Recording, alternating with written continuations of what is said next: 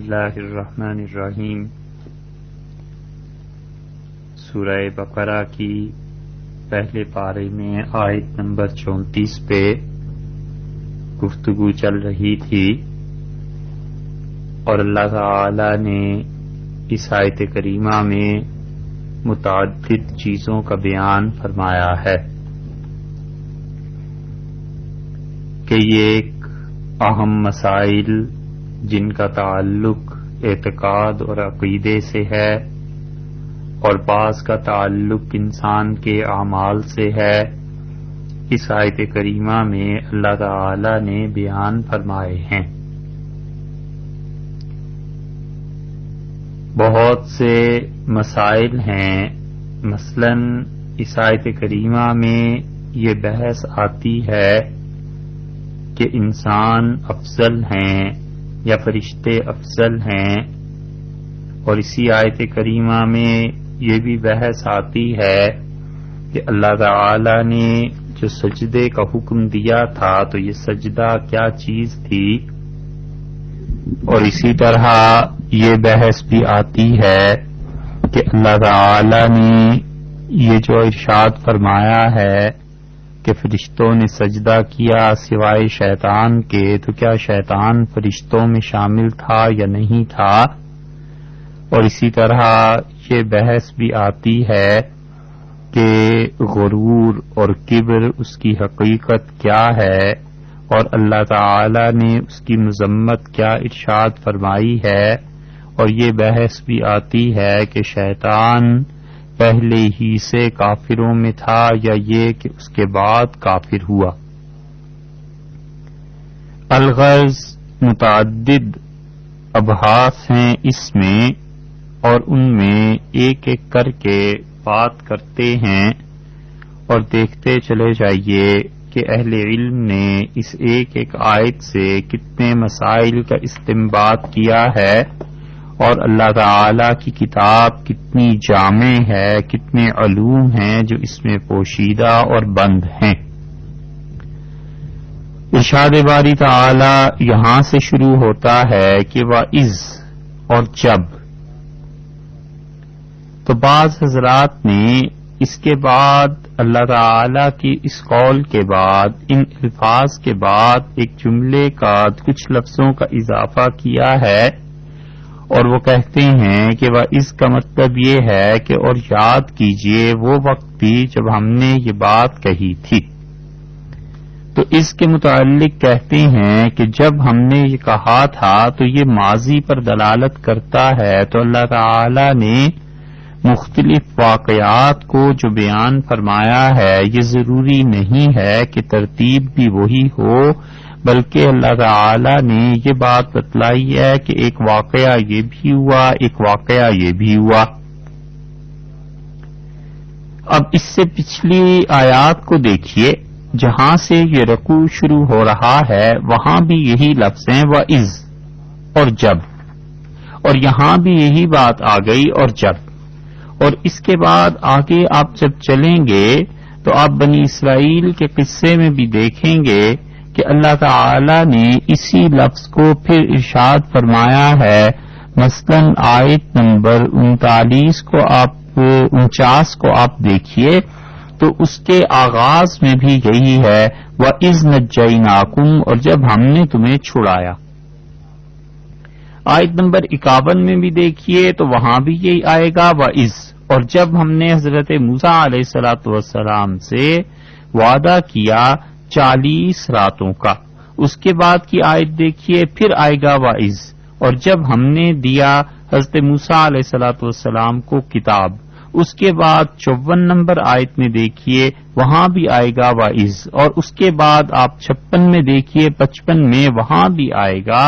تو یہ بار بار جو آ رہا ہے ان تمام آیات میں، اس کا مطلب یہ نہیں ہے کہ یہ تمام کے تمام واقعات اسی ترتیب سے سیریز میں آئے ہیں، بلکہ عین ممکن ہے کہ کوئی واقعہ پہلے ہوا ہے اور اللہ تعالی نے بعد میں اس کا ذکر فرما دیا ہو، اور یہ بھی کہ کوئی واقعہ بعد میں ہوا ہے اور اللہ نے اس کا ذکر پہلے فرما دیا سبحانہ و تعالی۔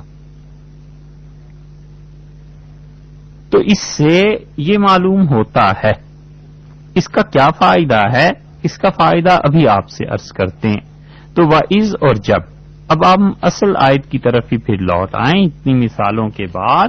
یہ دیکھیے نا آپ اس رکوع کے بالکل آغاز میں وَإِذْ قَالَ رَبُّكَ لِلْمَلَائِكَةِ، اور جب کہا تمہارے پروردگار نے تمام فرشتوں سے کہ انی جاعل فی الارض خلیفہ، میں زمین پہ اپنا نائب مقرر کرنے والا ہوں، تو اللہ تعالی نے یہ کہا۔ پھر اس کے بعد اللہ فرماتے ہیں وَإِذْ قُلْنَا لِلْمَلَائِكَةِ اسْجُدُوا، اور جب ہم نے فرشتوں کو یہ حکم دیا کہ سجدہ کرو سیدنا آدم علیہ الصلوۃ والسلام کو، تو بظاہر پڑھنے سے یہ معلوم ہوتا ہے کہ پہلے وہ بات ہوئی کہ اللہ تعالی نے خلافت کا ارشاد فرمایا، اور اس کے بعد یہ بات ہوئی کہ حضرت آدم علیہ الصلوۃ والسلام کے لیے کہا گیا کہ سجدہ کرو۔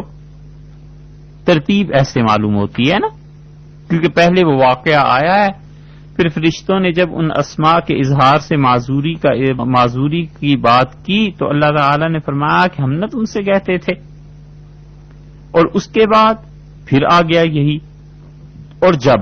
تو اس سے اندازہ بظاہر یہ ہوتا ہے کہ پہلے حضرت آدم علیہ الصلوۃ والسلام کو تعلیم دی گئی، اس کے بعد ان کو ان لیے سزا حکم دیا، یعنی پہلے اللہ تعالی نے ان کی علم کی فضیلت اور ان کا استحقاق ثابت کیا، اور اس کے بعد کہا کہ اس کو سجدہ کرو۔ اب بظاہر تو ترتیب ایسے معلوم ہوتی ہے، لیکن حقیقت میں یہ ترتیب ایسے نہیں ہے، بلکہ قرآن پاک کی دوسری جگہ سے معلوم ہوتا ہے کہ اللہ تعالی نے سجدے کا حکم پہلے دیا اور علم کی اور یہ باقی باتیں بعد میں ہوئی۔ دیکھا آپ نے؟ اس لیے جب آپ اس اصول کو یاد رکھیں گے تو اس پورے پارے میں آپ کو یہ کام آئے گا کہ ضروری نہیں ہے کہ اللہ تعالی نے جب یہ کہا ہے کہ اور جب، تو یہ کوئی ترتیب ہی اللہ نے بیان فرما دی ہو، بلکہ سبحانہ و تعالی اس نے ترتیب کے بغیر بھی ذکر فرما دیا اور واقعات کا ذکر فرمایا ہے۔ اور یاد کیجئے وہ وقت جب کیا ہوا تھا، اللہ تعالی نے فرشتوں سے کہا تھا کہ ہم اپنا نائب بنانے والے، وہ اس سے یہ دوسری آیت جس کی آج بات کر رہے ہیں۔ اور یاد کیجئے وہ وقت جب ہم نے فرشتوں کو کہا تھا کہ سجدہ کرو سیدنا آدم علیہ الصلوۃ والسلام کو، تو یہ باتیں الگ الگ ہو گئی نا، بظاہر ترتیب معلوم ہوتی ہے مگر حقیقت ایسے نہیں ہے، بلکہ حضرت آدم علیہ الصلوۃ والسلام کو پہلے پیدا کیا گیا، سجدے ہوئے یا سجدہ ہوا، اور جو بھی بات تھی پھر اس کے بعد ان کی علمی فضیلت ثابت ہوئی اور یہ چیزیں ہوئی ہیں۔ اس کی تائید قرآن پاک کی ایک اور آیت سے ہوتی ہے۔ اس سلسلے میں یہ بھی عرض کر دیں کہ جو واعظ ہے نا، اور یاد کیجئے اور جب یہ ہوا اور جب یہ ہوا، جن مفسرین نے اس کے بعد کہا ہے کہ اس کا مطلب یہ ہے کہ ماضی کے قصے کو یاد دلاتے ہیں کہ یاد رکھیے وہ چیز بھی، تو اس پہ اگرچہ اکابر مفسرین اس طرف گئے ہیں، اس کے ماننے میں کوئی حرج بھی نہیں ہے کہ حق تعالی شانہ کی مراد یہ ہے، مگر تفسیر بالرائے ظلم اور زیادتی یہ ہے کہ ان الفاظ سے کوئی جاہل یہ ثابت کرنے بیٹھ جائے کہ یاد کیجئے وہ وقت، تو وہ یہ ثابت کرے کہ نبی کریم صلی اللہ علیہ وسلم اس وقت بھی دیکھ رہے تھے، اسی لیے تو اللہ کہتا ہے کہ یاد کیجئے وہ وقت جب آدم علیہ السلام کو سجدہ ہو رہا تھا۔ اچھا آپ یاد کیجئے وہ وقت وہ جب حضرت آدم علیہ السلام کے متعلق خلافت کی بات ہو رہی تھی، اور یاد کیجئے وہ وقت جب موسیٰ علیہ السلام سے ہم نے 40 راتوں کے متعلق وعدہ لیا تھا۔ اچھا یاد کیجئے وہ وقت جب حضرت موسیٰ علیہ السلام کی قوم نے یہ کیا اور یہ پیش آیا، تو وہ ثابت یہ کرنا چاہتا ہے کوئی جاہل کہ اس سے مراد یہ ہے کہ آن حضرت صلی اللہ علیہ وسلم کے سامنے یہ ساری چیزیں ہوئیں۔ یہ جہالت اتنی زیادہ ہے کہ اول تو اس کے جواب کی ضرورت ہی نہیں ہے، اور اگر کوئی جواب دینا بھی ہو تو قرآن نے خود حضرت موسیٰ علیہ الصلوۃ والسلام کے معاملے میں ہی اللہ نے بیان فرما دیا ہے، اور اللہ تعالی نے فرمایا وما کنت بجانب، اور آپ اس وقت تو موجود نہیں تھے جب حضرت موسیٰ علیہ الصلوۃ والسلام کے ساتھ بات ہو رہی تھی، اور اللہ تعالی نے اس طرح کی متعدد چیزیں اور بھی ارشاد فرمائی ہیں۔ تو اس سے یہ ثابت کرنا کہ اس سے مراد یہ ہے، اور جب یعنی وہ یاد کیجیے، آپ کو وہ وقت یاد ہے نا، تو رسول اللہ صلی اللہ علیہ وسلم اس وقت موجود تھے اور دیکھ رہے تھے۔ یہ حد سے بڑھی ہوئی باتیں ہیں، اور یہ اللہ کی کتاب کے ساتھ علیہ باللہ مذاق بھی ہے، ظلم بھی ہے، تفسیر برائے بھی ہے اور حرام بھی۔ اس سے عوام خوش ہو جاتے ہیں، اور چندے کے لیے بھی اچھا موقع مل جاتا ہے، اور اسی طرح لوگوں کو ایک خاص فرقے کی طرف دعوت دینے کا بھی موقع مل جاتا ہے بڑا اچھا، مگر اس کے عوض میں گناہ ہوتا ہے، اللہ کی نافرمانی ہوتی ہے، خدا کی کتاب کے ساتھ کھیل تماشا ہو جاتا ہے، اور ایسی صورتوں میں کبھی کبھی اللہ تعالی کا مواخذہ اور گرفت ہو جائے تو انسان ایمان سے بھی محروم ہو جاتا ہے۔ اس لیے ایسی چیزوں سے جو تفسیر برائے ہے اس سے بچنا چاہیے، اور اپنی رائے کا اظہار ایسے نہیں کرنا چاہیے۔ تو اللہ تعالی نے یہ بات ارشاد فرمائی ہے، اور جب ہم نے کہا فرشتوں سے کہ سجدہ کرو حضرت آدم علیہ الصلوۃ والسلام کو، یہ بات کب ہوئی ہے؟ پہلے یہ ہوئی ہے، یا پہلے علمی طور پر حضرت آدم علیہ الصلوۃ والسلام کی فضیلت ثابت کی گئی ہے؟ قرآن پاک کی ایک دوسری آیت کریمہ سے یہ معلوم ہوتا ہے کہ اللہ تعالی نے پہلے سجدہ کروایا ہے، اور علمی طور پر فضیلت بعد میں آئی ہے سامنے۔ اگرچہ سورہ بقرہ کی یہ جو آیات ہم پڑھ رہے ہیں اس میں ترتیب کے اعتبار سے فضیلت علمی پہلے ہونی چاہیے تھی اور عملی چیزیں بعد میں ہونی چاہیے تھیں، مگر آپ سورہ حجر کو دیکھیے 14ویں پارے میں اللہ تعالی نے وہاں پر ایک بات ارشاد فرمائی، اور اللہ تعالی نے اسی قصے کو وہاں ذکر فرمایا ہے، اور فرمایا ہے کہ جب تمہارے پروردگار نے فرشتوں سے، تمام فرشتوں سے یہ کہا، اس کی آیت نمبر 28 ہے، 14واں پارہ ہے، سورہ حجر ہے، اور اللہ تعالی نے فرمایا ہے کہ جب تمہارے پروردگار نے تمام فرشتوں سے کہا کہ میں بناؤں گا ایک بشر من صلصال من حمأ مسنون، اور ایسا گارا جو کھنکتا ہوا ہوگا اس سے ہم پیدا کریں گے، ایک انسان بنائیں گے، بشر بنائیں گے، یعنی اس کا جسم ہوگا جو ہاتھ سے پکڑا جا سکے گا، اور روح اس میں رکھیں گے۔ فَإِذَا سَوَّيْتُهُ، بس جب میں اسے ٹھیک کر دوں، برابر کر دوں، یعنی سارے نقش و نگار، اعضاء، سب چیزیں بن جائیں، وَنَفَخْتُ فِيهِ مِن رُوحِي، اور اس میں اپنی جان ڈال دوں، اپنی روح ڈال دوں، تو کیا ہوگا؟ فَقَعُوا لَهُ سَاجِدِينَ، تو تم اس کے لیے سجدے میں گر پڑنا، اپنی جان ڈال دوں یعنی روح اس بندے میں داخل کر دوں، خاص نمونہ اللہ کی صفات کا، علم کا، تدبیر کا، اور اس کے دل میں اپنی یاد کی شمع میں روشن کر دوں۔ یہ تفسیر ہے اس آیت کی۔ تو فرمایا کہ جب میں اس انسان کو پیدا کروں گا، بناؤں گا مٹی سے، اور پھر اس میں روح ڈال دوں گا اپنی طرف سے، فَقَعُوا لَهُ سَاجِدِينَ، تو گر پڑیو سجدے میں اس کے لیے فوراً۔ فا جو ہے اس سے امام راضی رحمت اللہ علیہ نے نقطہ یہ پیدا کیا ہے، اور بڑی اچھی بات انہوں نے بھی اور دیگر مفسرین نے بھی لکھی ہے۔ وہ کہتے ہیں کہ اس کا مطلب یہ ہے کہ اسی وقت سجدے میں گر جانا، فوراً اسے سجدہ کرنا۔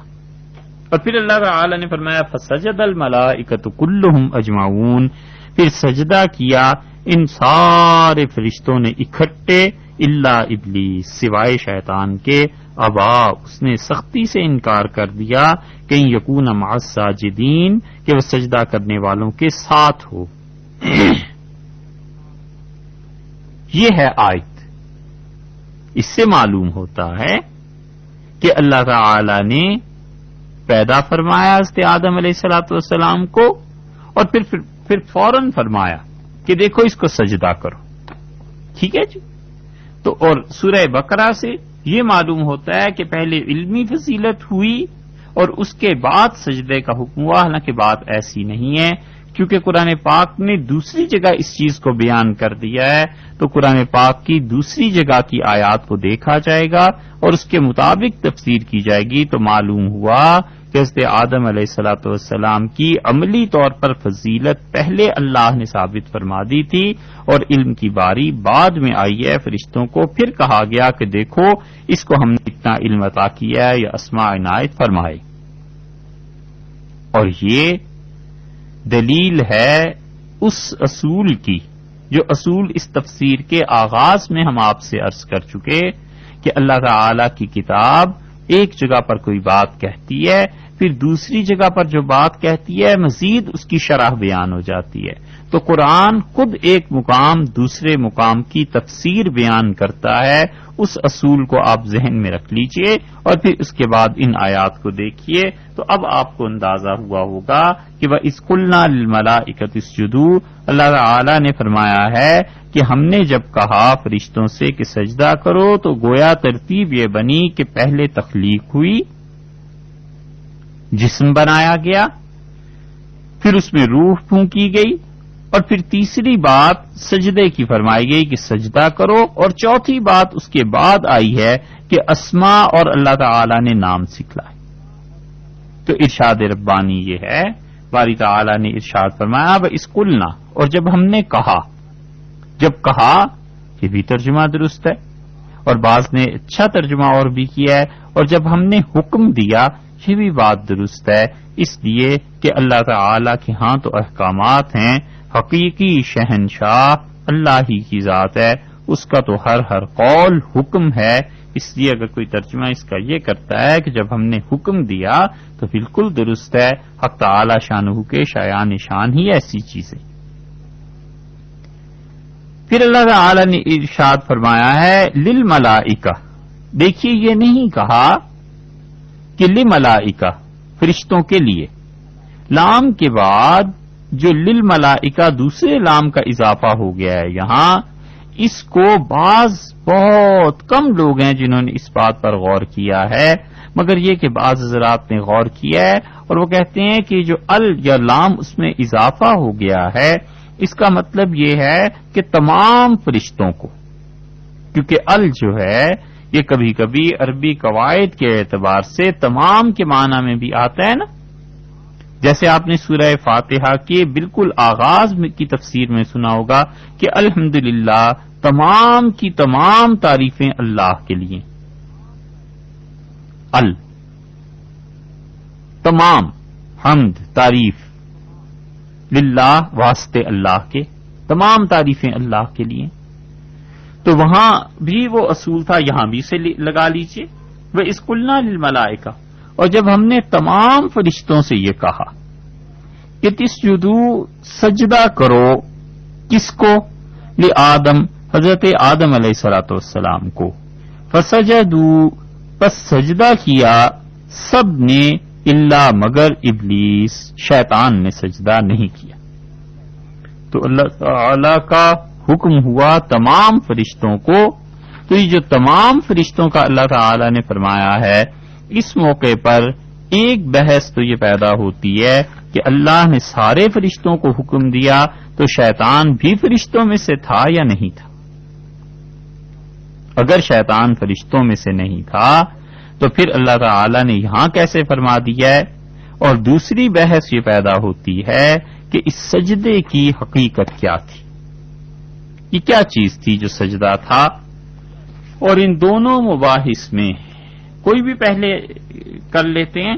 چلیے اس بات کو لے لیتے ہیں کہ اللہ تعالی نے یہ جو ارشاد فرمایا ہے کہ ہم نے تمام فرشتوں سے کہا، تو فرشتوں میں حضرت آدم علیہ الصلوۃ والسلام، یہ حضرت آدم علیہ الصلوۃ والسلام کے سامنے جو بھی مخلوق تھی ان میں شیطان تھا، تو شیطان بھی کیا فرشتوں میں سے ہے یا نہیں؟ مفسرین نے بڑی تفصیل سے اس پر بحث کی ہے. کہ حضرت آدم علیہ الصلوۃ والسلام کے سامنے جو جھکے ہیں وہ فرشتے تھے اور اس کے ساتھ ساتھ جنات بھی تھے یا نہیں تھے. اور اسی لیے عام طور پر مفسرین کا قول یہ ہے کہ وہ کہتے ہیں کہ یہ شیطان خود فرشتوں میں سے ایک فرشتہ تھا. اور بہت سے لوگوں نے اس پہ تفصیل لکھی ہے. مثلا آپ قرطبی ابو عبداللہ محمد بن احمد انصاری القرطبی رحمۃ اللہ علیہ کی تفسیر دیکھیے. 671 ہجری میں امام قرطبی رحمۃ اللہ علیہ کا انتقال ہوا ہے. وہ کہتے ہیں کہ لِأَنَّهُ كَانَ مِنَ الْمَلَائِكَةِ عَلَى قَوْلِ الْجَمْهُورِ. جمہور مفسرین کی رائے یہ ہے کہ یہ شیطان فرشتوں میں سے تھا. پھر انہوں نے حضرت عبداللہ ابن عباس رضی اللہ عنہما کا بھی قول نقل کیا ہے کہ یہ فرشتوں میں سے تھا. حضرت عبداللہ ابن مسعود رضی اللہ عنہ کی بھی روایت نقل کی ہے کہ وہ فرشتوں میں سے تھا. حضرت سعید ابن مسیب رحمۃ اللہ علیہ کی بھی بات نقل کی ہے کہ وہ فرشتوں میں سے تھا. اور پھر کافی ساری چیزیں انہوں نے لکھی ہیں کہ یہ شیطان جو تھا وہ فرشتوں میں سے تھا. اور اللہ تعالی نے اسی لیے اس کا ذکر کیا ہے کہ شیطان جو ہے اس کو بھی گویا کہ حکم یہی تھا کہ وہ سجدہ کرے اور وہ فرشتوں میں سے تھا. تو جس طرح سارے فرشتوں نے سجدہ کیا تھا صرف اس ایک نے نہیں کیا تھا. اس لیے اللہ تعالی نے ایسے ارشاد فرمایا. امام رازی رحمۃ اللہ علیہ نے بھی اس بحث کو کیا ہے. اور یہ ساری کی ساری مباحث جو مفسرین لکھتے ہیں اپنی جگہ پہ، مگر دوسری طرف ایسے اہل علم بھی ہیں جو کہتے ہیں کہ شیطان جو تھا یہ فرشتوں میں سے تھا ہی نہیں. اور انہوں نے اپنے دلائل قرآن پاک سے دیے. یہ دلائل عرض کرنے کی ضرورت اس لیے بھی ہے کہ آپ سمجھیے اس بات کو کہ جب کوئی واقعی صاحب علم ہوتا ہے نا اور علم کی بات کرتا ہے تو دونوں طرف دلائل کچھ نہ کچھ موجود ہوتے ہیں. اور خاص طور پہ جب دونوں طرف کے اہل علم صاحب حق ہوں، دونوں متقی ہوں، دونوں اللہ سے ڈرنے والے ہوں اور دونوں دین کے عوض میں دنیا کمانے والے نہ ہوں اور دونوں دین کے عوض میں اپنا پیٹ بھرنے والے نہ ہوں تو پھر اس قول میں وسعت اور گنجائش پیدا ہو جاتی ہے. کسی بھی قول کو دونوں میں سے لے لیا جائے تو اللہ کے ہاں وہ کوئی معصیت اور گناہ کی بات نہیں ہوتی، بشرطے کہ دونوں طرف کے مفتی اور دونوں طرف کے صاحب علم ان کے پاس واقعی علم اور علم سے بھی کہیں زیادہ اللہ کے سامنے جواب دینے کا احساس ہو، تقویٰ ہو. جن مفسرین نے یہ بات کہی ہے وہ کہتے ہیں کہ کوئی دلیل نہیں ہے قرآن پاک میں اس بات کی کہ فرشتے جو تھے اللہ نے انہیں حکم دیا تو شیطان جو تھا وہ فرشتوں میں شامل تھا. اور وہ بڑی دلائل دیتے ہیں اور وہ کہتے ہیں کہ اللہ تعالی نے قرآن پاک میں صاف صاف یہ بات ارشاد فرمائی ہے فرشتوں کے متعلق. اور اللہ کا حکم آیا ہے سورہ تحریم میں، اللہ تعالی نے فرشتوں کے اوصاف کو بیان کیا ہے اور اللہ نے فرمایا ہے کہ لا یعصون اللہ ما امرہم. اللہ نے جو بات فرشتوں کو کہی ہے ہرگز اس کے برعکس فرشتے نہیں کرتے، بے حکمی نہیں کرتے. وَيَفْعَلُونَ مَا يُؤْمَرُونَ. اور اللہ کے فرشتے وہی کچھ کرتے ہیں جس کا حکم اللہ نے انہیں دیا. تو وہ کہتے ہیں اگر یہ شیطان فرشتوں میں سے ہوتا تو اللہ تعالی نے تو فرشتوں کو یہ وصف بیان کیا. وہ کہتے ہیں اس لیے یہ شیطان فرشتوں میں سے تھا ہی نہیں، وگرنہ اس آیت کے برعکس لازم آئے گا. اللہ نے فرمایا کہ فرشتے وہ ہیں جو میرے حکم کا اتباع کرتے ہیں، اس کے خلاف چلتے ہی نہیں. ایک تو یہ آیت کریمہ ان کی دلیل ہے اور دوسری آیت جس سے یہ حضرات استدلال کرتے ہیں وہ سورہ کہف میں ہے اور بہت واضح آیت ہے. اور لکھنے والوں نے جو اس کے قائل ہیں کہ فرشتے اور جنات الگ مخلوق ہیں، اور شیطان جنات میں سے تھا، فرشتوں میں سے نہیں تھا. انہوں نے تو اس آیت کے ضمن میں یہاں تک لکھ دیا ہے کہ وہ کہتے ہیں جب خدا نے خود کہہ دیا ہے تو اب بڑی سے بڑی کوئی روایت بھی مل جائے ہم نہیں مانتے. اللہ تعالی نے سورہ کہف میں 50 نمبر آیت میں 15ویں پارے میں یہ فرمایا ہے. اللہ نے فرمایا وَإِذْ قُلْنَا لِلْمَلَائِكَةِ اسْجُدُوا، اور جب ہم نے کہا فرشتوں کو کہ تم سجدہ کرو حضرت آدم علیہ الصلوۃ والسلام کو، فسجدوا، تو ان سب نے سجدہ کیا سوائے شیطان کے. کان من الجن، اور وہ تھا جن کی قسم سے، جنات میں سے تھا. تو ان کا کہنا یہ ہے کہ وہ جنات میں سے تھا. تو وہ کہتے ہیں کہ جب اللہ تعالی نے فرما دیا ہے کہ وہ جنات میں سے تھا تو اب اس کے بعد کوئی چیز نہیں ہے جس کے ہم قائل ہوں. اللہ تعالی نے صاف بتا دی ہے. دوسری دلیل اور تیسری دلیل بھی اسی آیت سے لیتے ہیں. اللہ نے فرمایا کان من الجن ففسق عن امر ربہ، اور وہ اپنے پروردگار کے حکم سے نکل بھاگا، توڑ دیا اس نے اللہ کے حکم کو. یہ دوسری دلیل، دوسری دلیل انہوں نے دی کہ اللہ نے خود ارشاد فرما دیا. اور اس کے بعد تیسری دلیل اسی آیت کی ایک لفظ سے انہوں نے لی ہے.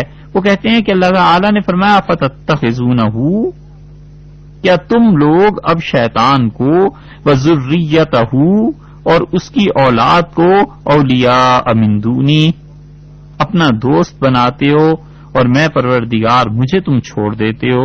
وہم لکم عدو، اور وہ شیطان اور اس کی اولاد ساری تمہاری دشمن ہے. بئس للظالمین بدلا، اور بے انصافوں نے ان کے ہاتھ کیا بری چیز آئی. یعنی بڑے بے انصاف ہیں وہ لوگ جو اللہ کے بدلے میں شیطان کو اور اس کی اولاد کو پوجنے لگ جائیں، اس کی عبادت کریں اور تعالی شانو کو چھوڑ دیں. آپ دیکھیے انہوں نے تیسری دلیل اس سے لی ہے. وہ کہتے ہیں فرشتوں کی نسل نہیں چلا کرتی، اور اللہ نے فرمایا وذریتہ، اور شیطان کی نسل کو تم اپنا دوست بناتے ہو. تو نسل تو جنوں کی چلتی ہے، فرشتوں کی تھوڑا ہی چلتی. دقت نظر دیکھیے آپ نے، ان کی دلیل کیسی مضبوط ہے. وذریتہ، اللہ نے فرمایا کہ تم شیطان کی اولاد کو اپنا دوست بناتے ہو. تو وہ کہتے ہیں کہ یہ دلیل ہے اس بات کی کہ شیطان کی ذریت اولاد ہوتی ہے اور فرشتوں کی اولاد تو یقیناً نہیں ہوتی. تو معلوم ہوا کہ یہ شیطان جنات میں سے تھا. ایک اور آیت کریمہ بھی ہے، اب اس پر بھی کبھی غور کیجئے گا، خیال میں آتی ہے وہ بات بھی. اللہ تعالی نے سورہ اعراف کے بالکل آخر پر کیا بات ارشاد فرمائی ہے. 9ویں پارے میں تیسرا پاؤ جہاں اس کا مکمل ہو رہا ہے، سورہ اعراف مکمل ہو رہی ہے، اس کی آخری آیت میں اللہ نے فرمایا ہے کہ ان الذین عند ربک، اور جو مخلوق تیرے پروردگار کے پاس ہیں، یعنی فرشتے، لا یستکبرون عن عبادتہ، تیرے پروردگار کی بندگی میں وہ کوئی انکار نہیں کرتے، بربنائے کبر، متکبر نہیں ہے. لا یستکبرون، وہ کوئی مغرور نہیں ہے، وہ کوئی بڑائی نہیں رکھتے. اللہ کی بندگی سے انہیں عار محسوس نہیں ہوتی، ذلت نہیں ہے، شرمندگی نہیں ہے کہ ہم بڑے ہیں کیسے خدا کے سامنے جھکیں. اللہ نے فرمایا ہے ہمارے فرشتے تو ایسے نہیں کرتے. یہ یستکبرون کے لفظ کو آپ دیکھیں نا، اور اس کے مقابلے میں شیطان کے لیے کیا لفظ آیا تھا سورہ بقرہ میں آپ کے سامنے ہے، ابا واستکبرا، اور شیطان نے کیا کیا، مغرور ہوا. اور اللہ نے فرمایا ہے میرے فرشتے مغرور نہیں ہوتے، وہ بندگی کو کوئی عیب نہیں سمجھتے. وہ یسبحونہ، اور یاد کرتے ہیں اس کی پاک ذات کو، اللہ کی پاک ذات کو. تو یہ بھی دلیل اس بات کی بن سکتی ہے. واللہ عالم. لیکن خیال یہ آتا ہے کہ یہ بھی دلیل اس بات کی بن سکتی ہے کہ شیطان نے متکبر تھا، غرور کیا، اور اللہ نے فرمایا میرے جو فرشتے ہیں وہ غرور نہیں کرتے. تو یہ ساری آیات اس بات کی دلیل بن جاتی ہیں کہ شیطان جو تھا وہ فرشتوں میں سے نہیں تھا بلکہ شیطان جنات میں سے تھا. اس کے بعد جب ہم حدیث کے ذخیرے کو دیکھتے ہیں، حدیث میں بھی یہی آیا ہے، مسلم کی روایت میں آیا ہے. نبی کریم صلی اللہ علیہ وسلم نے کیا ارشاد فرمایا؟ آپ نے فرمایا کہ فرشتے اللہ کے نور، اللہ تعالی کے فرشتے نور سے پیدا کیے گئے. تو فرشتوں کا اصل مادہ نور ہوا نا، جیسے انسان مٹی سے. اور شیطان کس سے پیدا کیا گیا ہے؟ یہ تو قرآن خود بتاتا ہے سورہ اعراف میں.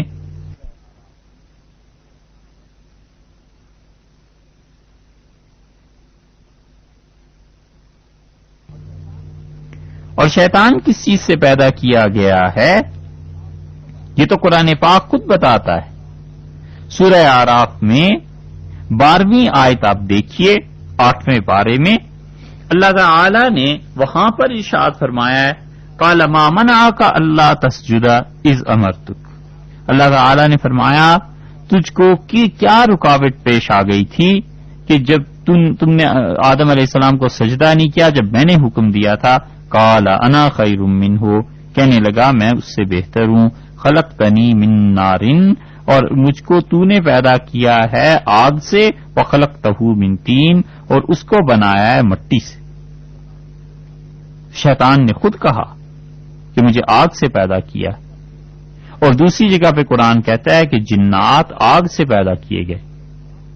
اس کا مطلب صاف ظاہر ہے کہ شیطان جنات میں سے تھا، اور وہ ایسا نہیں تھا کہ وہ فرشتوں میں سے ہو. تو یہ متعدد آیات ہیں، 5 آیتیں. فرشتے نور سے، یہ نبی کریم صلی اللہ علیہ وسلم نے فرمایا، مسلم کی روایت میں آیا ہے. اور شیطان کو کوئی نور سے نہیں مانتا، شیطان کو سب لوگ آگ سے مانتے ہیں. اللہ تعالی نے بھی ارشاد فرمایا لوگوں کا خیر کیا مانے نہ مانے. اللہ تعالی نے بتلایا ہے قرآن پاک میں، اور یہ قطعی چیز ہے کہ شیطان جو تھا اس کو آگ سے پیدا کیا گیا، اور فرشتوں کو نور سے اور انسانوں کو مٹی سے. تو الگ الگ مخلوق ہو گئی نا. اس لیے قرآن پاک کی یہ 5 آیات بتاتی ہیں کہ شیطان جو تھا یہ جنات میں سے تھا، انسانوں فرشتوں میں سے نہیں تھا. اب رہ گئی 2 باتیں جن مفسرین نے اسے فرشتوں میں کہا ہے. ان میں حضرت عبداللہ ابن عباس اور حضرت عبداللہ ابن مسعود رضی اللہ عنہ کا قول نقل کیا ہے قرطبی نے، لیکن حقیقت یہ ہے کہ ان حضرات کے 2 قول اور بھی مل جاتے ہیں. عبداللہ ابن عباس رضی اللہ عنہما اور عبداللہ ابن مسعود رضی اللہ عنہ ہی کا قول اس بات میں بھی مل جائے گا کہ ان حضرات نے شیطان کو جنات میں سے مانا ہے، اس لیے اس کے مقابلے میں یہ قول ہیں وہ تو کوئی بات نہیں. سعید ابن جبیر رحمۃ اللہ علیہ کی ایک اور تفسیر بھی ہے، اور وہ کہتے ہیں کہ یہ فرشتوں کی وہ قسم ہے جو آگ سے پیدا کی گئی، یعنی شیطان فرشتوں کی اس قسم میں سے تھا. مگر یہ اس لیے نقل کر رہے ہیں کہ آپ ممکن ہے کہیں پڑھیں تو آپ کو اس پہ کوئی اشکال پیش آئے، مگر یہ بات ایسے ہی ہے. حضرت سعید ابن مسیب رحمۃ اللہ علیہ کی طرف اس کی نسبت بھی درست نہیں ہے، ایسی نقل ہوتی چلی آئی ہے. کوئی ثبوت نہیں ہے کہ سعید رحمۃ اللہ علیہ جیسے مفسر نے یہ بات کہی ہو. بڑا علم اللہ نے انہیں دیا تھا تفسیر. حجاج ابن یوسف نے جب حضرت سعید رحمۃ اللہ علیہ کو شہید کیا ہے تو اس وقت جو اکابر تابعین تھے، حضرت عبداللہ ابن عباس رضی اللہ عنہما کے شاگرد جتنے تھے، وہ کہتے تھے سعید اس حال سے دنیا میں گئے کہ کائنات میں ہر آدمی ان کے علم کا محتاج تھا. بڑا علم اللہ نے دیا تھا. یہ سعید ابن جبیر اور یہ مجاہد اور اکرمہ اور یہ سارے حضرت عبداللہ ابن عباس رضی اللہ عنہما ہی کے شاگردوں میں سے تھے. تو ان سے یہ جو قول منسوب ہے اس کی کوئی حقیقت نہیں. دو باتیں البتہ مفسرین کہتے ہیں جو اس کے قائل ہیں کہ شیطان فرشتوں میں سے تھا، اور اب آپ ان کی دو باتیں، ان کی بھی دلیل سن لیجئے اور دیکھیے پھر اس کا جواب کیا ہے۔ وہ کہتے ہیں کہ پہلی بات تو یہ ہے کہ اللہ تعالی نے یہ کہا ہے فرشتوں سے کہ سجدہ کرو حضرت آدم علیہ السلام کو، سب نے سجدہ کیا سوائے ابلیس کے، تو یہ شیطان جو تھا اگر فرشتوں میں سے نہیں تھا تو پھر تو اس سے اللہ تعالی کا مخاطبہ ہی نہیں ہوا۔ یہ کہاں سے پتا چلا کہ اللہ تعالی نے جنات کو بھی کہیں حکم دیا ہو؟ اس کی بہت سی جوابات مفسرین نے لکھے ہیں جو اس کے قائل ہیں نا کہ شیطان جنات میں سے تھا۔ وہ کہتے ہیں کہ اللہ تعالی نے جب فرشتوں کو حکم دے دیا کہ سجدہ کرو تو جنات تو اس کی تباہ میں ہی آ گئے۔ جیسے بادشاہ ہوتا ہے اور بادشاہ حکم دیتا ہے اپنے وزراء کو کہ فلاں کام کرنا، پورے ملک میں اس آرڈر کو نافذ کرو، تو عوام تو خود ہی اس کی تباہ میں آ جاتی ہے۔ تو جنات جو یقیناً کم درجے کی مخلوق تھی فرشتوں سے، وہ خود ہی اس کے ضمن میں آ گئے، ان کے لیے کوئی الگ سے خاص حکم دینے کی ضرورت ہی نہیں تھی۔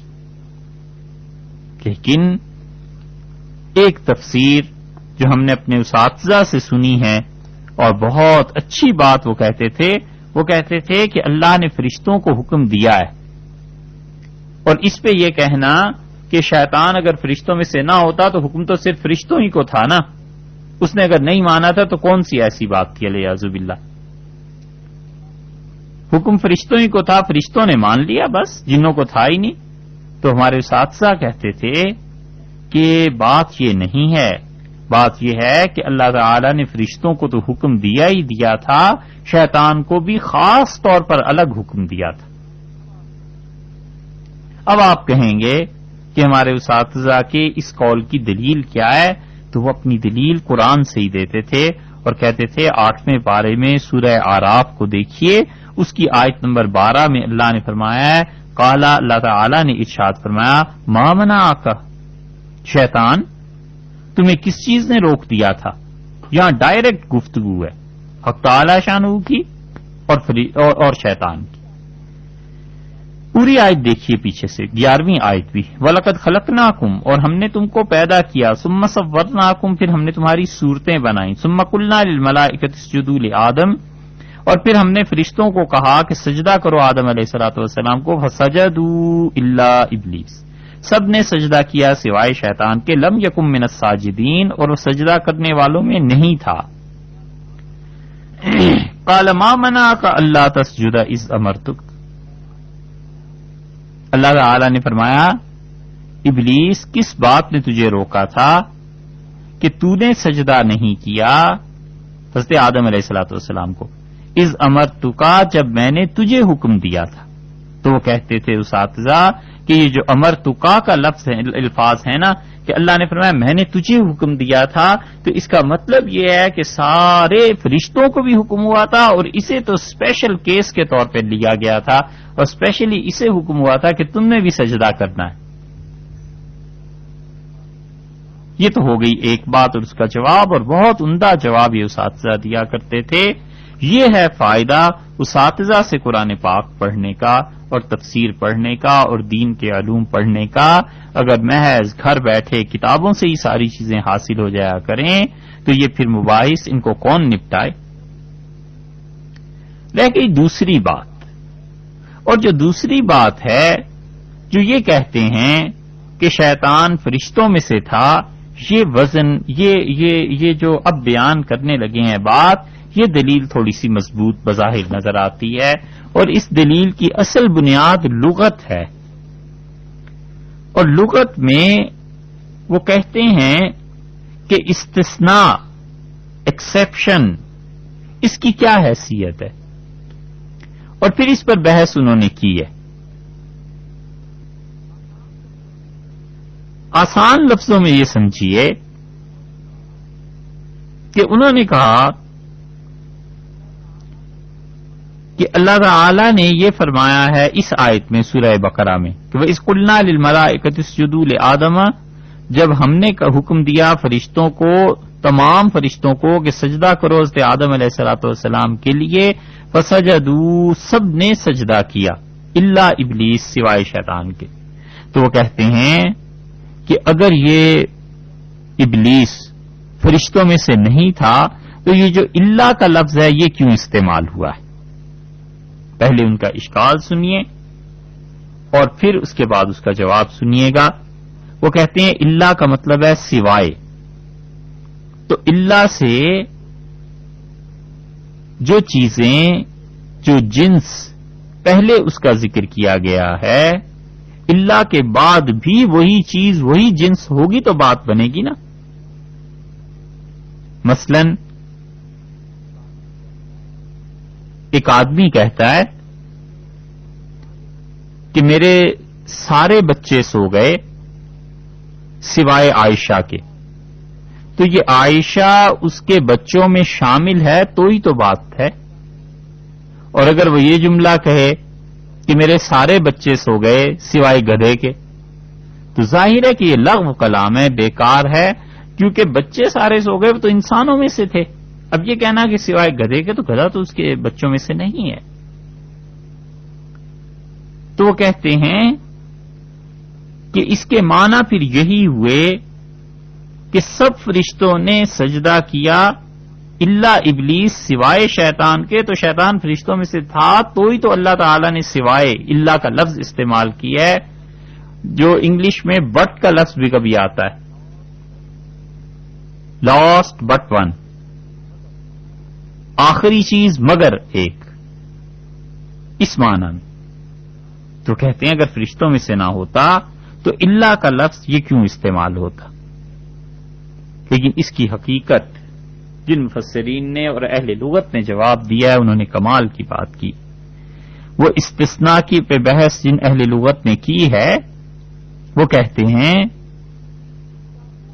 کہ الا کو منقطع کیجئے، اور منقطع میں یہ ہوتا ہے، انقطاع میں، ٹوٹنے میں، کہ وہ خاص فعل جس کا پہلے ذکر ہوا ہو وہ بعد میں جو ذکر ہوتا ہے اس فعل کے علاوہ ہوتا ہے۔ جیسے کہتے ہیں کہ سارے بچے سو گئے سوائے عائشہ کے، تو وہ کہتے ہیں بچوں میں تو وہ شامل ہے لیکن اس فعل میں شامل نہیں ہے، کیونکہ بچوں پہ جو فعل طاری ہو رہا ہے وہ سونے کا ہے نا، تو سونے کا فعل نہیں۔ اور اہل لغت نے، نحو کے علماء نے ایک بڑا عمدہ نہیں، مشہور فقرہ کا، مشہور فقرہ مطلب یہ آپ کو لغت کی ہر کتاب میں مل جائے گا، وہ کہتے ہیں جاء القوم الا حمارہم، سب آئے، مستثنا منقطع کی بحث دیکھیے گا، وہ کہتے ہیں کہ جاء القوم، سارے لوگ آئے، الا حمارہم، مگر ان کا گدھا نہیں آیا، یعنی لوگ تو آ گئے اور گدھا نہیں آیا۔ اب اردو میں آپ اس کا ترجمہ کریں گے تو یہ ترجمہ ہوگا کہ لوگ آ گئے، اب سوائے کی بجائے آپ مگر کا استعمال کریں گے نا لفظ۔ اردو کا دامن تنگ ہے اور عربی زبان کا دامن بہت وسیع ہے، بہت وسیع ہے۔ اس سے اندازہ ہوتا ہے کہ اللہ نے عربی زبان کو کیوں چنا اپنے پیغام رسانی کے لیے اور اپنا پیغام دینے کے لیے۔ تو اردو میں جب آپ ترجمہ کریں گے تو آپ کہیں گے کہ جاء القوم، تمام لوگ آ گئے، الا حمارہم، مگر ان کا گدھا نہیں آیا، مطلب یہ کہ ان کی سواری نہیں آئی۔ تو وہ کہتے ہیں کہ یہاں پر سوائے کی بجائے مگر کا لفظ استعمال ہوگا، کیونکہ الا کے بعد اور الا سے پہلے جو چیز استعمال ہو رہی ہے وہ منقطع ہے، انقطاع ہے اس میں، تو اس لیے معنی یہاں بھی یہی کریں گے۔ کیا کریں گے کہ سب نے سجدہ کیا حضرت آدم علیہ الصلوۃ والسلام کو، فرشتوں نے، مگر شیطان۔ کیوں؟ اس لیے کہ شیطان فرشتوں میں سے تھا ہی نہیں۔ جیسے گدھا، لوگ آ گئے مگر گدھا نہیں آیا، تو وہ کہتے ہیں کہ گدھا لوگوں میں سے تھا ہی نہیں، ہم سوائے کے علاوہ ترجمہ کریں گے، مگر سے ترجمہ کریں گے، مگر یہ کہیں گے مگر ان کی سواری نہیں آئی۔ مثلاً کہتے ہیں کہ حماد آیا، زید آیا، عمر آیا، بکر آیا اور وسیم آیا، مگر گدھا نہیں آیا، تو یہ بات غلط ہو جائے گی نا، کیونکہ جتنے 5 نام آپ نے گنے ہیں یہ پانچوں کے پانچوں انسان ہیں، گدھا ان میں شامل نہیں ہو سکتا. ہاں یہ کہا جا سکتا ہے کہ وہ 5 آئے ہیں اور ان کی سواری نہیں آئی. تو اردو میں چونکہ اس کا دامن تنگ ہے اس لیے پوری بات سمجھانا بھی ذرا سی دشوار ہوتی ہے، تو اس لیے یہ مفسرین کہتے ہیں کہ مستثنا منقطع ہے. اللہ تعالی نے جو فرمایا ہے کہ سب نے سجدہ کیا سوائے ابلیس کے، تو اس کے یہ دلیل بنتی نہیں ہے کہ ابلیس جو تھا وہ فرشتوں میں سے ہی تھا، بلکہ اللہ تعالی نے بالکل انقطاع کر کے اس کا لفظ کا استعمال فرمایا ہے، اور ارشاد باری تعالی یہ ہوا کہ سارے فرشتوں نے سجدہ کیا سوائے شیطان کے. تو یہ ہے بات جو لغت کی بحث ہے. اور اس لغت کی بحث کے علاوہ ایک اور بات بھی عرض کریں، وہ یہ کہ قرآن پاک کی کوئی 5 آیات تو ہم نے پڑھی ہیں جس سے اندازہ ہوتا ہے کہ شیطان فرشتوں میں سے نہیں تھا، جنات میں سے تھا. تو ہم ان 5 آیات کی کوئی تعویل اور کوئی توجیح کریں. امام راضی رحمت اللہ نے بھی کچھ کوشش کی ہے ایسی، اس سے بہتر ہے کہ اس ایک آیت کے لیے کر لیں. بس یہ صرف ایک ہی آیت ہے ان لوگوں کے پاس جو لوگ شیطان کو فرشتوں میں سے مانتے ہیں اور وہ بھی اللہ کے لفظ پہ مانتے ہیں. تو جو اس کی دلیل کا جواب تھا وہ تو آپ سے عرض کر دیا نا. تو بجائے اس کے کہ باقی سارے قرآن و حدیث کے ذخیرے کو بار بار اس کی تعویلات اور توجیحات کی جائیں، اور خاص طور پہ اس آیت کی کہ کان من الجن، یہ جنات میں سے تھا. اب جنہوں نے توجیح کی ہے نا اس کی آپ ذرا وہ بھی سن لیجئے. وہ کہتے ہیں جنات میں سے تھا، اصل میں جن جو ہے جیم اور 2 نون سے بنا ہے، اور عربی کے جس لفظ میں جیم اور 2 نون آ جائیں اس میں پوشیدہ ہونے کا مفہوم آ جاتا ہے. یہ بات ان کی بالکل درست ہے. یہاں تک تو وہ اس کی مثال دیتے ہیں، مثلا جنت، جیم اور 2 نون آ گئے، وہ کہتے ہیں اس میں خود بخود پوشیدگی کا مفہوم ہے کہ چھپی ہوئی چیز ہے. جنین، وہ بچہ جو بھی پیدا نہیں ہوا وہ بھی چھپا ہوا ہے. جنہ، ڈھال، ڈھال کے پیچھے آدمی لڑائی میں اپنے آپ کو چھپا لیتا ہے، تو جیم اور 2 نون ہو گئے نا. یہ بات سب درست ہے. وہ کہتے ہیں یہاں جن جو فرمایا گیا ہے وہ اس لیے کہا گیا ہے کہ جس طرح فرشتے چھپے ہوئے ہیں یہ بھی چھپا ہوا ہے، تو یہ تو فرشتوں میں سے ہی ہے اس لیے چھپا ہوا ہے. تو اتنی آیات کی لمبی مباحث کرنے کی بجائے 5 آیات کی بہت آسان اور بہتر ہے کہ ہم اس ایک آیت کو لغوی طور پر حل کر لیں اور ہم مستثنا منقطع مان لیں، اور یہ کہہ رہے ہیں کہ اللہ تعالی نے فرمایا ہے کہ سب نے سجدہ کیا سوائے شیطان کے، اور شیطان اس جنس میں سے تھا ہی نہیں، ملائکہ میں سے تھا ہی نہیں. تو ایک آیت پر اسی آیت، یہ بار بار آتی ہے آیت، اس کی توجیح اور تعویل کر لینا یہ زیادہ مناسب ہے بنسبت اس کے کہ جو ہم باقی آیات اتنی 5 آپ کے سامنے پیش کر دیں ان میں توجیح اور تعویل کرتے رہیں. اور جہاں تک تعلق ہے حدیث کا کہ نبی کریم صلی اللہ علیہ وسلم نے فرمایا کہ فرشتے نور سے پیدا کیے گئے ہیں، اور قرآن یہ بتاتا ہے کہ شیطان آگ سے پیدا کیا گیا ہے، تو یہ حدیث باقی احادیث کے مقابلے میں بہت قوی ہے. مسلم کی روایت. اور جن لوگوں نے دلیل دی ہے فرشتے کے ہونے کی، شیطان کا فرشتہ ہونے کی، انہوں نے بھی ایک حدیث لکھی ہے.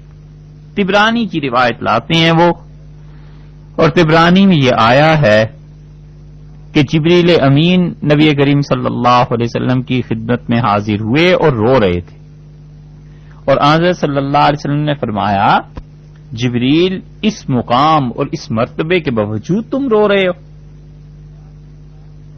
تو انہوں نے عرض کیا کہ اللہ کے رسول، میں اس لیے رو رہا ہوں کہ اللہ تعالی نے جو مجھے مقام اور مرتبہ اپنے قرب کا نصیب فرمایا ہے، بخشا ہے، یہ کہیں آزمائش ہی نہ ہو جیسے شیطان کی آزمائش ہو گئی تھی، اور آخر پہ یہ ہے کہ وہ فرشتوں میں سے تھا، اس کی بھی آزمائش ہو گئی تھی. وہ کہتے ہیں وہ حدیث بھی آئی ہے، مگر حقیقت یہ ہے کہ وہ حدیث صحیح ہے ہی نہیں. کہاں مسلم کی وہ روایت جو ہم نے پیش کیا ہے کہ رسول اللہ صلی اللہ علیہ وسلم نے فرمایا فرشتے نور سے پیدا کیے گئے.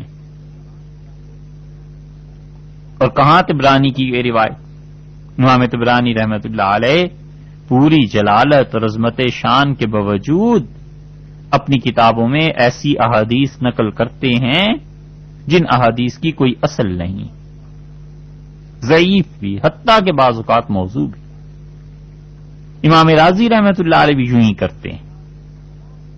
حدیث کا معاملہ بہت نزاکت کا ہے، اور بہت بڑے بڑے لوگ صاحب علم آپ کو ایسے بھی نظر آ جائیں گے جنہوں نے بس جو روایت جہاں سے سن لی آگے بس بولنا شروع ہو گئے، قطع نظر اس کے کہ ان سے کوئی یہ کہے کہ رسول اللہ صلی اللہ علیہ وسلم نے یہ بات بیان فرمائی ہے نہیں فرمائی، کیا ہوا ہے. حدیث کے معاملے میں بہت غفلت پائی جاتی. علیہ باللہ ایک بیان میں ہم سن رہے تھے، ایک مثال دے رہے ہیں کہ ایک بڑے صاحب علم آدمی بظاہر انہوں نے کہا کہ احتیاط اتنی کرنی چاہیے گفتگو میں کہ رسول اللہ صلی اللہ علیہ وسلم سے کسی نے پوچھا کہ گھوڑے کے کتنے پاؤں ہوتے ہیں تو آپ اترے اور آپ نے گن کے بتایا کہ 4 پاؤں ہوتے ہیں. ظاہر ہے کہ یہ سب جھوٹ ہے، اور ذرا خیال نہیں آتا بیان کرتے ہوئے کہ رسول اللہ صلی اللہ علیہ وسلم پر جھوٹ بولنا یہ بعض علماء کے نزدیک کفر ہے. اس لیے حدیث کے معاملے میں بہت احتیاط کرنی چاہیے. تو یہ بات کہ طبرانی نے جو روایت کی ہے اور اس حدیث کے آخر پہ آیا ہے کہ جبریل امین نے عرض کیا کہ وہ بھی فرشتوں میں سے تھا، یہ بات ہی غلط ہے. ایسی کوئی حدیث ہے ہی نہیں جو انہوں نے لکھی ہے. اس کی تضعیف، اس کے موضوع ہونے پر بہت سے علماء نے بحث کر دی ہے، اس لیے وہ دلیل بنتی نہیں. اور اس کے مقابلے میں جو مسلم کی حدیث شریف آپ سے عرض کی ہے کہ رسول اللہ صلی اللہ علیہ وسلم نے فرمایا فرشتے نور سے پیدا کیے گئے ہیں، یہ بہت قوی حدیث. تو اب دیکھیے آپ، اللہ تعالی نے فرمایا وَإِذْ قُلْنَا لِلْمَلَائِكَةِ اسْجُدُوا، اور جب ہم نے حضرت آدم علیہ الصلوۃ والسلام سے کے متعلق تمام فرشتوں سے یہ کہا کہ تم سجدہ کرو. کس کو کرو؟ حضرت آدم علیہ الصلوۃ والسلام کو. تو سب نے سجدہ کیا سوائے شیطان کے، سوائے ابلیس کے. اب یہاں پر یہ جو سجدہ ہے اس لفظ پہ بحث کی ہے، یہ دوسری بحث ہے اس آیت کریمہ میں. ایک تو ہو گئی نا کہ شیطان جو تھا وہ فرشتوں میں سے تھا یا جنات میں سے، اور ان کے اقوال تفسیر ان کے اقوال ان کی بحث زیادہ نمایاں کر کے نقل کر دی ہے. جو حضرات یہ فرماتے ہیں کہ شیطان جنات میں سے تھا، اور وہ بات بڑی قوی اور بڑی وزنی ہے. اس کے بعد ایک اور بحث اس آیت میں اور دیکھیے. اللہ تعالی نے ارشاد فرمایا، ہم نے حکم دیا للملائکہ فرشتوں کے واسطے، تمام فرشتوں کے لیے کہ تسجدوا سجدہ کرو. بحث اس پہ ہوئی ہے کہ یہ سجدہ کیا تھا، اور کیا اللہ تعالی کے علاوہ غیر کو سجدہ کرنا یہ جائز ہے یا ناجائز. اور حضرت آدم علیہ الصلوۃ والسلام کو جو سجدہ کیا گیا تھا یہ سجدہ شرعی تھا، عبادت تھی، یا اللہ نے اس مقام پر سجدے کو لغت کے اعتبار سے استعمال کیا؟ کیونکہ لغت میں سجدے کا معنی اگرچہ کل بیان کر چکے ہیں تفصیل سے، مگر ایک جملے میں یہ کہیے کہ اس نے لغت میں کہتے ہیں کہ سجدہ یعنی اس نے سر نیچے کیا اور جھک گیا، اور شرعاً اس کے معنی عبادت کی غرض سے اپنی پیشانی کو زمین پہ رکھنا. اور لغوی اور شرعی یہ دونوں مباحث الگ الگ ہیں. تو حضرت آدم علیہ الصلوۃ والسلام کے سامنے جو فرشتوں نے سجدہ کیا ہے تو فرشتوں کا یہ سجدہ لغوی تھا یا شرعی تھا؟ مفسرین نے اس پہ بہت بحث کی ہے، اور ایک بات جو بالکل صاف اور واضح طور پر سمجھ آتی ہے وہ یہ ہے کہ یہ سجدہ جو حضرت آدم علیہ الصلوۃ والسلام کو کیا گیا تھا یہ عبادت کا سجدہ نہیں ہو سکتا، کیونکہ اللہ کے علاوہ غیر کی عبادت وہ شرک ہے، اور شرک اللہ نے کسی حال میں بھی جائز نہیں رکھا، نہ پچھلے زمانوں میں، نہ اس زمانے میں، نہ کبھی اس عالم میں، نہ کبھی اس عالم میں۔ یہ قطعاً نہیں ہو سکتا کہ اللہ ہی حکم دے توحید کا، وحدانیت کا، اور اللہ تعالی عبادت کا سجدہ کرانے لگے، الیاذ باللہ۔ اس لیے تمام مفسرین اس بات پر متفق ہیں، مفسرین ہی نہیں فقہاء اور محدثین بھی، وہ کہتے ہیں یہ عبادت کا سجدہ ہرگز نہیں تھا۔ یعنی فرشتوں نے حضرت آدم علیہ الصلوۃ والسلام کو سجدہ یہ جان کر کیا ہو کہ یہ شخص ہمارے نفع اور نقصان کا مالک ہے، اور یہ ہمارے حالات کو جانتا ہے، اور آئندہ سے ہم اس کی عبادت کریں گے، الیاذ باللہ۔ یہ کہیں نہیں ہے، اس لیے کہ انسان نے یہ سیکھا جو کچھ ہے ابتدا سے وہ اللہ کی توحید ہے۔ نبوت نے توحید کا سبق دیا تھا، انبیاء علیہ الصلوۃ والسلام نہ خود پوچھے گئے اور نہ ہی انہوں نے یہ کہا کہ ہمیں پوچھو۔ اللہ کے کسی اچھے بندے نے، انبیاء علیہ الصلوۃ والسلام کے اصحاب کرام رضی اللہ عنہم نے ان کی پرستش نہیں کی۔ جو جاہل کافر کرتے رہے وہ ایک الگ بات ہے، اب بھی کرتے ہیں، مگر اصل اللہ کی توحید ہے، اصل خدا کی وحدانیت ہے۔ خدا کے علاوہ کسی کے لیے عبادت کا سجدہ نہ پہلے جائز تھا نہ اب جائز ہے۔ اس کی تفصیل مفسرین نے لکھی ہے۔ یہ قطعی طور پر طے شدہ بات ہے کہ حضرت آدم علیہ الصلوۃ والسلام کو فرشتوں نے جو سجدہ کیا تھا وہ سجدہ عبادت کا نہیں تھا۔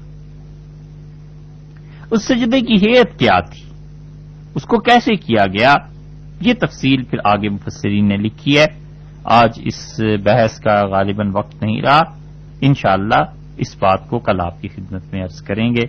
السلام علیکم ورحمۃ اللہ وبرکاتہ۔